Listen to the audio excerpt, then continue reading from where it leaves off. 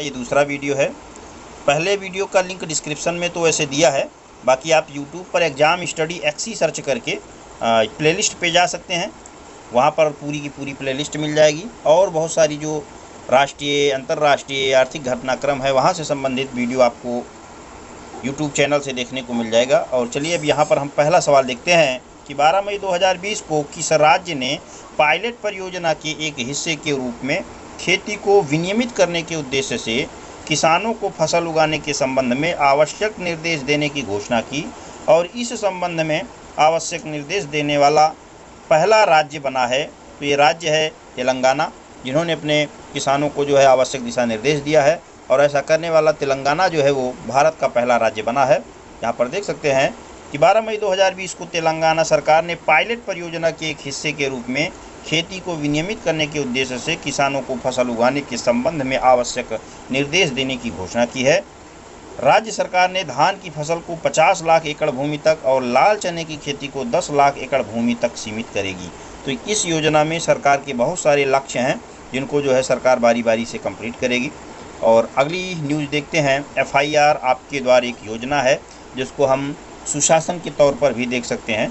11 मई 2020 को किस राज्य में देश ने अपनी तरह की पहली FIR आपके द्वार योजना की शुरुआत की है? तो ये योजना शुरू करने वाला है मध्य प्रदेश। मध्य प्रदेश के गृह मंत्री नरोत्तम मिश्रा ने भोपाल में अपने देश में अपनी तरह की पहली FIR आपके द्वार योजना शुरू की है। ऐसा करने वाला मध्य प्रदेश जो है वो भारत का पहला राज्य बना है।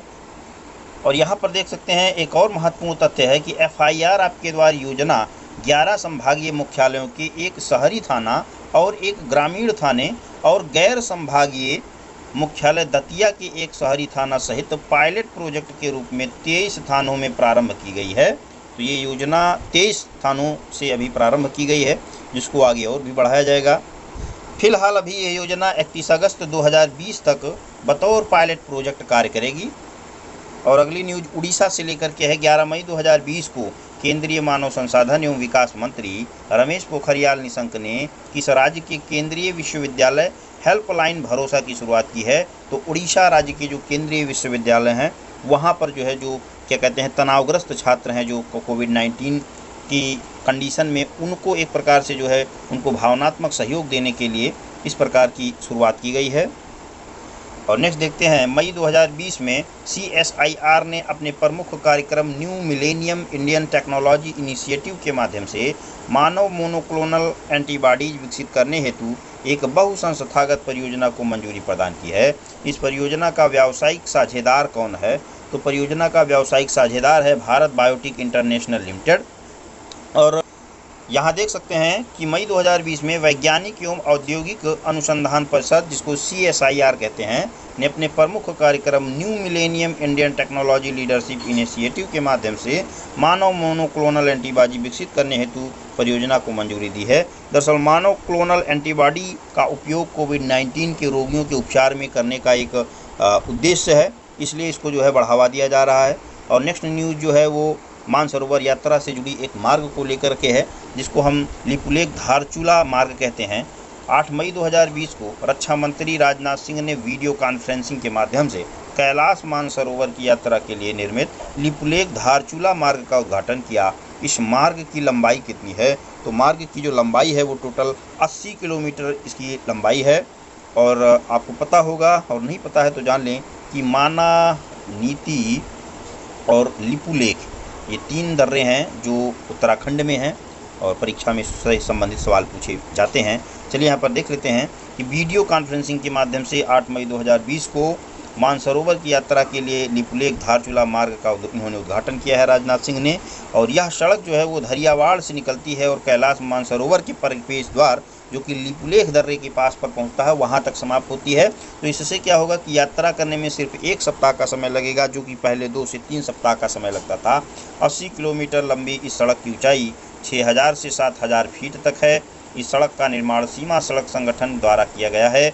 सैन्य दृष्टि से भी यह महत्वपूर्ण है, क्योंकि इससे होगा या कि जो चीन की सीमा पर, चीन से जो वहाँ पर सीमा सटी हुई है, वहाँ पर जो भी सैनिक तैनात होंगे उनकी तैनाती और रसद आपूर्ति भी इससे आसान होगी। तो धार्मिक नज़रिए से भी और जो है सैन्य नज़रिए से, रणनीतिक नज़रिए से भी लिपुलेख और धारचूला मार्ग भारत सरकार के लिए प्रमुख है। और अगला देखते हैं कि 8 मई 2020 को उत्तर प्रदेश के मुख्यमंत्री योगी आदित्यनाथ ने प्रवासी राहत मित्र ऐप शुरू किया है। राजस्व विभाग के तहत आयुक्त कार्यालय द्वारा तैयार किए गए इस ऐप को किसके सहयोग से विकसित किया गया है?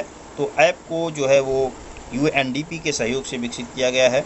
और यूएनडीपी को आप जानते होंगे, इसको यूनाइटेड डेवलपमेंट प्रोग्राम कहते हैं। दरअसल इस ऐप के द्वारा, यानी कि जो ऐप है प्रवासी राहत मित्र ऐप, इसके माध्यम से जो भी प्रवासी मजदूर हैं जो दूसरे राज्यों से एक दूसरे राज्य में आए हैं या अपने राज्य से जो दूसरे राज्य में गए हुए थे और वो दोबारा अपने जो है गृह राज्य वापस आए हैं, उनके ऊपर जो है उनसे संबंधित जो भी जानकारियां हैं, चाहे उनके आश्रय को लेकर के हो और उनके नाम, शिक्षा, अस्थायी निवास, पता, इन सारी जानकारियों को, यहाँ तक कि उनको जो राशन प्रोवाइड करवाया जा रहा है उसके बारे में पूरी जो है वो सरकार, उत्तर प्रदेश सरकार जो है वो एक नज़र रखेगी, पूरी डेटा जो है उपलब्ध कराएगी। 8 मई 2020 को किस सरकार ने राज्य में शहरी स्थानीय निकाय में प्रत्येक घर में 120 दिन का अकुशल रोजगार गारंटी प्रदान करने के उद्देश्य से मुख्यमंत्री शहरी आजीविका गारंटी योजना प्रारंभ की है? तो ये प्रारंभ किया है हिमाचल प्रदेश ने, और हिमाचल प्रदेश के मुख्यमंत्री ने जो है इस योजना को प्रारंभ किया है। इससे जो है शहरी निकायों में 120 दिन का काम प्रदान किया जाएगा। जो अकुशल जो है वो श्रमिक हैं, जो अकुशल मजदूर हैं, उनको प्रदान किया जाएगा। इसी सवाल को एक तरीके से और पूछा जा सकता है कि शहरी आजीविका गारंटी योजना किस राज्य की पहल है? तो ये मुख्यमंत्री शहरी आजीविका गारंटी योजना जो है वो हिमाचल प्रदेश की पहल